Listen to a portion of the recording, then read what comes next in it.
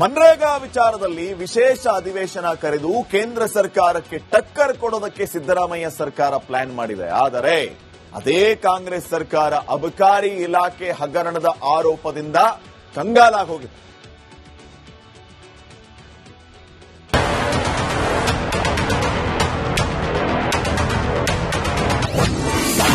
ಸಿದ್ದು ಸರ್ಕಾರಕ್ಕೆ ತಲೆನೋವಾದ ಅಬಕಾರಿ ಹಗರಣ. ಆರ್ಬಿ ತಿಮ್ಮಾಪುರ ತಲೆದಂಡಕ್ಕೆ ವಿಪಕ್ಷಗಳ ಪಟ್ಟು. ರಾಜ್ಯಪಾಲರ ಭಾಷಣ, ವಿಬಿಜಿ ರಾಮ್ಜಿ ವಿವಾದದ ನಡುವೆ ರಾಜ್ಯ ಸರ್ಕಾರಕ್ಕೆ ಮತ್ತೊಂದು ತಲೆನೋವು ಕಾದಿದೆ. ಅಬಕಾರಿ ಇಲಾಖೆಯಲ್ಲಿ ನಡೆದಿದೆ ಎನ್ನಲಾಗಿರುವ ಅಕ್ರಮ ಇದೀಗ ಸಚಿವ ಆರ್ಬಿ ತಿಮ್ಮಾಪುರ್ಗೆ ಸುತ್ತಕೊಳ್ಳುವ ಲಕ್ಷಣಗಳು ಗೋಚರಿಸುತ್ತಾ ಇದೆ. ಹಾಗಾಗಿ ಇದು ವಿಪಕ್ಷಗಳಿಗೆ ಸಿಕ್ಕಿರುವ ಬಹುದೊಡ್ಡ ಅಸ್ತ್ರವಾಗಿದೆ. ಈಗಾಗಲೇ ಸದನದಲ್ಲೂ ಈ ಕುರಿತಾದ ಚರ್ಚೆ ಶುರುವಾಗಿದ್ದು ಸಚಿವರ ರಾಜೀನಾಮೆಗೆ ಪಟ್ಟು ಹಿಡಿದಿದೆ. ಸರ್ಕಾರಕ್ಕೆ ತಲೆನೋವು. ಮನ್ರೇಗಾ ವಿಚಾರದಲ್ಲಿ ವಿಶೇಷ ಅಧಿವೇಶನ ಕರೆದ ರಾಜ್ಯ ಸರ್ಕಾರಕ್ಕೆ ಅಬಕಾರಿ ಹಗರಣ ತಲೆನೋವಾಗಿ ಮಾರ್ಪಟ್ಟಿದೆ. ಮಂಗಳವಾರದ ಕಲಾಪದಲ್ಲಿ ತಿಮ್ಮಾಪುರ್ ವಿರುದ್ಧದ ಆರೋಪ ಮುಂದಿಟ್ಟುಕೊಂಡು ರಾಜೀನಾಮೆಗೆ ವಿಪಕ್ಷಗಳ ಹೋರಾಟ ಮತ್ತಷ್ಟು ತೀವ್ರಗೊಳ್ಳುವ ಸಾಧ್ಯತೆ ಇದೆ. ಇಂತಹ ಸಂದರ್ಭದಲ್ಲಿ ವಿಪಕ್ಷಗಳ ಟೀಕೆ ಆರೋಪಗಳಿಗೆ ಪ್ರತ್ಯುತ್ತರ ಕೊಡುವುದಕ್ಕೆ ಸರ್ಕಾರದ ಪ್ಲಾನ್ ಏನು ಎಂಬುದು ಕುತೂಹಲ ಕೇಳಿಸಿದೆ. ಜನವರಿ 28ರಂದು ನಡೆಯುವ ಸಿಎಲ್ಪಿಯಲ್ಲೂ ಅಬಕಾರಿ ಹಗರಣ ಪ್ರತಿಧ್ವನಿಸುವ ಸಾಧ್ಯತೆ ಇದೆ. ಇದೇ ಸಂದರ್ಭದಲ್ಲಿ ತಮ್ಮ ವಿರುದ್ಧದ ಆರೋಪವನ್ನು ಆರ್ಬಿ ತಿಮ್ಮಾಪುರ್ ನಿರಾಕರಣೆ ಮಾಡಿದ್ದಾರೆ. ಸಿಎಂ ಸಿದ್ದರಾಮಯ್ಯನವರನ್ನ ಭೇಟಿಯಾಗಿ ಆರೋಪದ ಕುರಿತು ಸ್ಪಷ್ಟನೆಯನ್ನ ನೀಡೋದಕ್ಕೆ ಮುಂದಾಗುವ ಸಾಧ್ಯತೆ ಇದೆ. ಈ ಕಾಂಗ್ರೆಸ್ ಸರ್ಕಾರ ಇವತ್ತು ರಾಜ್ಯದಲ್ಲಿ ಭ್ರಷ್ಟಾಚಾರ, ಅತೀಗವಾಗಿ ಭ್ರಷ್ಟಾಚಾರ ಇದೆ. ಇವತ್ತು CL7 ಲೈಸೆನ್ಸ್ ಕೊಡಕ್ಕೆ 2.5 ಕೋಟಿ. ಅಂದ್ರೆ ಇವತ್ತು ಎಲ್ಲ ಬೆಲೆಗಳನ್ನ 2.5 ವರ್ಷದಲ್ಲಿ 20 ಬಾರಿ ರೈಸ್ ಮಾಡಿದ್ದಾರೆ, 20 ಬಾರಿ ಏರಿಸಿದ್ದಾರೆ. ಭ್ರಷ್ಟಾಚಾರ ತಾಂಡವಾಡ್ತಿದೆ, ಕಾನೂನು ಸುವ್ಯವಸ್ಥೆ ಹದಗೆಟ್ಟಿದೆ. ಅಂದ್ರೆ ಎಲ್ಲಾ ರೀತಿಯಲ್ಲಿ ಸರ್ಕಾರ ಇವತ್ತು ಜನರ ಪಾಲಿಗೆ ಸತ್ತೋಗಿದೆ. ಅಬಕಾರಿ ಹಗರಣ ಸಿದ್ದರಾಮಯ್ಯನವರ ಸರ್ಕಾರಕ್ಕೆ ತಲೆನೋವಾಗಿ ಪರಿಣಮಿಸಿದೆ. ಆದ್ದರಿಂದ ಬಿ ನಾಗೇಂದ್ರರಂತೆ ಸಿದ್ದರಾಮಯ್ಯನವರು ತಿಮ್ಮಾಪುರ ರಾಜೀನಾಮೆ ಪಡೆಯುತ್ತಾರಾ ಅನ್ನೋ ಚರ್ಚೆ ಶುರುವಾಗಿದೆ. Bureau report, republic Kannada. MNREGA ವಿಚಾರದಲ್ಲಿ ವಿಶೇಷ ಅಧಿವೇಶನ ಕರೆದು ಕೇಂದ್ರ ಸರ್ಕಾರಕ್ಕೆ ಟಕ್ಕರ್ ಕೊಡೋದಕ್ಕೆ ಸಿದ್ದರಾಮಯ್ಯ ಸರ್ಕಾರ ಪ್ಲಾನ್ ಮಾಡಿದೆ. ಆದರೆ ಅದೇ ಕಾಂಗ್ರೆಸ್ ಸರ್ಕಾರ ಅಬಕಾರಿ ಇಲಾಖೆ ಹಗರಣದ ಆರೋಪದಿಂದ ಕಂಗಾಲಾಗಿ ಹೋಗಿದೆ.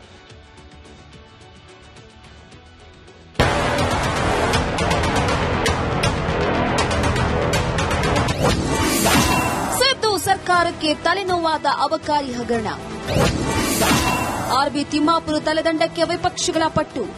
ರಾಜ್ಯಪಾಲರ ಭಾಷಣ, ವಿಬಿಜಿ ರಾಮ್ಜಿ ವಿವಾದದ ನಡುವೆ ರಾಜ್ಯ ಸರ್ಕಾರಕ್ಕೆ ಮತ್ತೊಂದು ತಲೆನೋವು ಕಾದಿದೆ. ಅಬಕಾರಿ ಇಲಾಖೆಯಲ್ಲಿ ನಡೆದಿದೆ ಎನ್ನಲಾಗಿರುವ ಅಕ್ರಮ ಇದೀಗ ಸಚಿವ ಆರ್ಬಿ ತಿಮ್ಮಾಪುರ್ಗೆ ಸುತ್ತಕೊಳ್ಳುವ ಲಕ್ಷಣಗಳು ಗೋಚರಿಸುತ್ತಾ ಇದೆ. ಹಾಗಾಗಿ ಇದು ವಿಪಕ್ಷಗಳಿಗೆ ಸಿಕ್ಕಿರುವ ಬಹುದೊಡ್ಡ ಅಸ್ತ್ರವಾಗಿದೆ. ಈಗಾಗಲೇ ಸದನದಲ್ಲೂ ಈ ಕುರಿತಾದ ಚರ್ಚೆ ಶುರುವಾಗಿದ್ದು ಸಚಿವರ ರಾಜೀನಾಮೆಗೆ ಪಟ್ಟು ಹಿಡಿದಿದೆ. ಸರ್ಕಾರಕ್ಕೆ ತಲೆನೋವು. ಮನ್ರೇಗಾ ವಿಚಾರದಲ್ಲಿ ವಿಶೇಷ ಅಧಿವೇಶನ ಕರೆದ ರಾಜ್ಯ ಸರ್ಕಾರಕ್ಕೆ ಅಬಕಾರಿ ಹಗರಣ ತಲೆನೋವಾಗಿ ಮಾರ್ಪಟ್ಟಿದೆ. ಮಂಗಳವಾರದ ಕಲಾಪದಲ್ಲಿ ತಿಮ್ಮಾಪುರ್ ವಿರುದ್ಧದ ಆರೋಪ ಮುಂದಿಟ್ಟುಕೊಂಡು ರಾಜೀನಾಮೆಗೆ ವಿಪಕ್ಷಗಳ ಹೋರಾಟ ಮತ್ತಷ್ಟು ತೀವ್ರಗೊಳ್ಳುವ ಸಾಧ್ಯತೆ ಇದೆ. ಇಂತಹ ಸಂದರ್ಭದಲ್ಲಿ ವಿಪಕ್ಷಗಳ ಟೀಕೆ ಆರೋಪಗಳಿಗೆ ಪ್ರತ್ಯುತ್ತರ ಕೊಡುವುದಕ್ಕೆ ಸರ್ಕಾರದ ಪ್ಲಾನ್ ಏನು ಎಂಬುದು ಕುತೂಹಲ ಕೇಳಿಸಿದೆ. ಜನವರಿ 28ರಂದು ನಡೆಯುವ ಸಿಎಲ್ಪಿಯಲ್ಲೂ ಅಬಕಾರಿ ಹಗರಣ ಪ್ರತಿಧ್ವನಿಸುವ ಸಾಧ್ಯತೆ ಇದೆ. ಇದೇ ಸಂದರ್ಭದಲ್ಲಿ ತಮ್ಮ ವಿರುದ್ಧದ ಆರೋಪವನ್ನು ಆರ್ಬಿ ತಿಮ್ಮಾಪುರ್ ನಿರಾಕರಣೆ ಮಾಡಿದ್ದಾರೆ. ಸಿಎಂ ಸಿದ್ದರಾಮಯ್ಯನವರನ್ನ ಭೇಟಿಯಾಗಿ ಆರೋಪದ ಕುರಿತು ಸ್ಪಷ್ಟನೆಯನ್ನ ನೀಡೋದಕ್ಕೆ ಮುಂದಾಗುವ ಸಾಧ್ಯತೆ ಇದೆ. ಈ ಕಾಂಗ್ರೆಸ್ ಸರ್ಕಾರ ಇವತ್ತು ರಾಜ್ಯದಲ್ಲಿ ಭ್ರಷ್ಟಾಚಾರ, ಅತೀಗವಾಗಿ ಭ್ರಷ್ಟಾಚಾರ ಇದೆ. ಇವತ್ತು CL7 ಲೈಸೆನ್ಸ್ ಕೊಡಕ್ಕೆ 2.5 ಕೋಟಿ. ಅಂದ್ರೆ ಇವತ್ತು ಎಲ್ಲ ಬೆಲೆಗಳನ್ನ 2.5 ವರ್ಷದಲ್ಲಿ 20 ಬಾರಿ ರೈಸ್ ಮಾಡಿದ್ದಾರೆ, 20 ಬಾರಿ ಏರಿಸಿದ್ದಾರೆ. ಭ್ರಷ್ಟಾಚಾರ ತಾಂಡವಾಡ್ತಿದೆ, ಕಾನೂನು ಸುವ್ಯವಸ್ಥೆ ಹದಗೆಟ್ಟಿದೆ. ಅಂದ್ರೆ ಎಲ್ಲಾ ರೀತಿಯಲ್ಲಿ ಸರ್ಕಾರ ಇವತ್ತು ಜನರ ಪಾಲಿಗೆ ಸತ್ತೋಗಿದೆ. ಅಬಕಾರಿ ಹಗರಣ ಸಿದ್ದರಾಮಯ್ಯನವರ ಸರ್ಕಾರಕ್ಕೆ ತಲೆನೋವಾಗಿ ಪರಿಣಮಿಸಿದೆ. ಆದ್ದರಿಂದ ಬಿ ನಾಗೇಂದ್ರರಂತೆ ಸಿದ್ದರಾಮಯ್ಯನವರು ತಿಮ್ಮಾಪುರ ರಾಜೀನಾಮೆ ಪಡೆಯುತ್ತಾರಾ ಅನ್ನೋ ಚರ್ಚೆ ಶುರುವಾಗಿದೆ. Bureau report, republic Kannada. MNREGA ವಿಚಾರದಲ್ಲಿ ವಿಶೇಷ ಅಧಿವೇಶನ ಕರೆದು ಕೇಂದ್ರ ಸರ್ಕಾರಕ್ಕೆ ಟಕ್ಕರ್ ಕೊಡೋದಕ್ಕೆ ಸಿದ್ದರಾಮಯ್ಯ ಸರ್ಕಾರ ಪ್ಲಾನ್ ಮಾಡಿದೆ. ಆದರೆ ಅದೇ ಕಾಂಗ್ರೆಸ್ ಸರ್ಕಾರ ಅಬಕಾರಿ ಇಲಾಖೆ ಹಗರಣದ ಆರೋಪದಿಂದ ಕಂಗಾಲಾಗಿ ಹೋಗಿದೆ.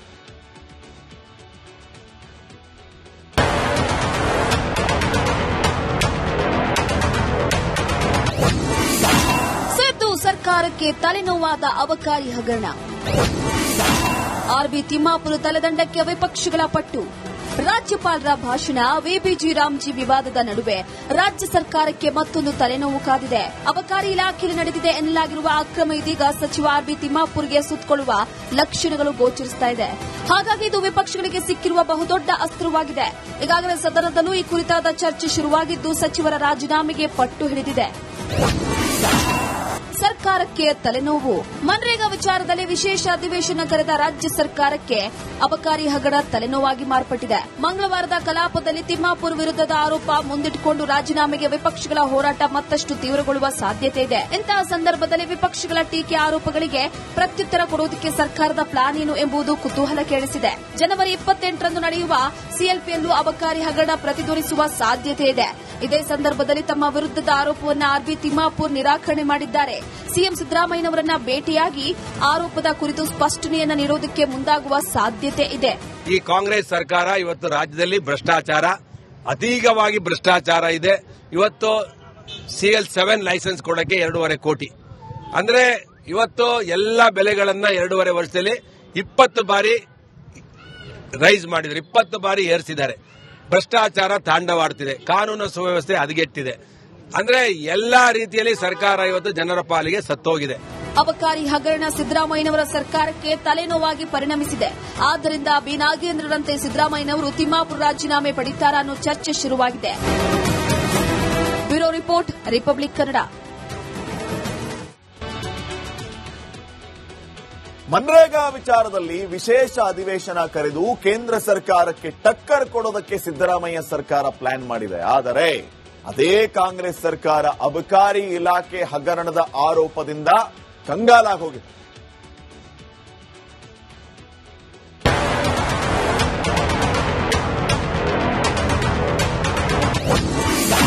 ಸಿದ್ದು ಸರ್ಕಾರಕ್ಕೆ ತಲೆನೋವಾದ ಅಬಕಾರಿ ಹಗರಣ. ಆರ್ಬಿ ತಿಮ್ಮಾಪುರ್ ತಲೆದಂಡಕ್ಕೆ ವಿಪಕ್ಷಗಳ ಪಟ್ಟು. ರಾಜ್ಯಪಾಲರ ಭಾಷಣ, ವಿಬಿಜಿ ರಾಮ್ಜಿ ವಿವಾದದ ನಡುವೆ ರಾಜ್ಯ ಸರ್ಕಾರಕ್ಕೆ ಮತ್ತೊಂದು ತಲೆನೋವು ಕಾದಿದೆ. ಅಬಕಾರಿ ಇಲಾಖೆಯಲ್ಲಿ ನಡೆದಿದೆ ಎನ್ನಲಾಗಿರುವ ಅಕ್ರಮ ಇದೀಗ ಸಚಿವ ಆರ್ಬಿ ತಿಮ್ಮಾಪುರ್ಗೆ ಸುತ್ತಕೊಳ್ಳುವ ಲಕ್ಷಣಗಳು ಗೋಚರಿಸುತ್ತಾ ಇದೆ. ಹಾಗಾಗಿ ಇದು ವಿಪಕ್ಷಗಳಿಗೆ ಸಿಕ್ಕಿರುವ ಬಹುದೊಡ್ಡ ಅಸ್ತ್ರವಾಗಿದೆ. ಈಗಾಗಲೇ ಸದನದಲ್ಲೂ ಈ ಕುರಿತಾದ ಚರ್ಚೆ ಶುರುವಾಗಿದ್ದು ಸಚಿವರ ರಾಜೀನಾಮೆಗೆ ಪಟ್ಟು ಹಿಡಿದಿದೆ. ಸರ್ಕಾರಕ್ಕೆ ತಲೆನೋವು. ಮನ್ರೇಗಾ ವಿಚಾರದಲ್ಲಿ ವಿಶೇಷ ಅಧಿವೇಶನ ಕರೆದ ರಾಜ್ಯ ಸರ್ಕಾರಕ್ಕೆ ಅಬಕಾರಿ ಹಗರಣ ತಲೆನೋವಾಗಿ ಮಾರ್ಪಟ್ಟಿದೆ. ಮಂಗಳವಾರದ ಕಲಾಪದಲ್ಲಿ ತಿಮ್ಮಾಪುರ್ ವಿರುದ್ಧದ ಆರೋಪ ಮುಂದಿಟ್ಟುಕೊಂಡು ರಾಜೀನಾಮೆಗೆ ವಿಪಕ್ಷಗಳ ಹೋರಾಟ ಮತ್ತಷ್ಟು ತೀವ್ರಗೊಳ್ಳುವ ಸಾಧ್ಯತೆ ಇದೆ. ಇಂತಹ ಸಂದರ್ಭದಲ್ಲಿ ವಿಪಕ್ಷಗಳ ಟೀಕೆ ಆರೋಪಗಳಿಗೆ ಪ್ರತ್ಯುತ್ತರ ಕೊಡುವುದಕ್ಕೆ ಸರ್ಕಾರದ ಪ್ಲಾನ್ ಏನು ಎಂಬುದು ಕುತೂಹಲ ಕೆರಳಿಸಿದೆ. ಜನವರಿ 28ರಂದು ನಡೆಯುವ ಸಿಎಲ್ಪಿಯಲ್ಲೂ ಅಬಕಾರಿ ಹಗರಣ ಪ್ರತಿಧ್ವನಿಸುವ ಸಾಧ್ಯತೆ ಇದೆ. ಇದೇ ಸಂದರ್ಭದಲ್ಲಿ ತಮ್ಮ ವಿರುದ್ಧದ ಆರೋಪವನ್ನು ಆರ್ಬಿ ತಿಮ್ಮಾಪುರ್ ನಿರಾಕರಣೆ ಮಾಡಿದ್ದಾರೆ. ಸಿಎಂ ಸಿದ್ದರಾಮಯ್ಯನವರನ್ನ ಭೇಟಿಯಾಗಿ ಆರೋಪದ ಕುರಿತು ಸ್ಪಷ್ಟನೆಯನ್ನು ನೀಡುವುದಕ್ಕೆ ಮುಂದಾಗುವ ಸಾಧ್ಯತೆ ಇದೆ. ಈ ಕಾಂಗ್ರೆಸ್ ಸರ್ಕಾರ ಇವತ್ತು ರಾಜ್ಯದಲ್ಲಿ ಭ್ರಷ್ಟಾಚಾರ, ಅತೀಗವಾಗಿ ಭ್ರಷ್ಟಾಚಾರ ಇದೆ. ಇವತ್ತು CL7 ಲೈಸೆನ್ಸ್ ಕೊಡಕ್ಕೆ 2.5 ಕೋಟಿ. ಅಂದ್ರೆ ಇವತ್ತು ಎಲ್ಲ ಬೆಲೆಗಳನ್ನ 2.5 ವರ್ಷದಲ್ಲಿ 20 ಬಾರಿ ರೈಸ್ ಮಾಡಿದ್ದಾರೆ, 20 ಬಾರಿ ಏರಿಸಿದ್ದಾರೆ. ಭ್ರಷ್ಟಾಚಾರ ತಾಂಡವಾಡ್ತಿದೆ, ಕಾನೂನು ಸುವ್ಯವಸ್ಥೆ ಹದಗೆಟ್ಟಿದೆ. ಅಂದ್ರೆ ಎಲ್ಲಾ ರೀತಿಯಲ್ಲಿ ಸರ್ಕಾರ ಇವತ್ತು ಜನರ ಪಾಲಿಗೆ ಸತ್ತೋಗಿದೆ. ಅಬಕಾರಿ ಹಗರಣ ಸಿದ್ದರಾಮಯ್ಯನವರ ಸರ್ಕಾರಕ್ಕೆ ತಲೆನೋವಾಗಿ ಪರಿಣಮಿಸಿದೆ. ಆದ್ದರಿಂದ ಬಿ ನಾಗೇಂದ್ರರಂತೆ ಸಿದ್ದರಾಮಯ್ಯನವರು ತಿಮ್ಮಾಪುರ್ ರಾಜೀನಾಮೆ ಪಡಿತಾರಾ ಅನ್ನೋ ಚರ್ಚೆ ಶುರುವಾಗಿದೆ. Bureau report, republic Kannada.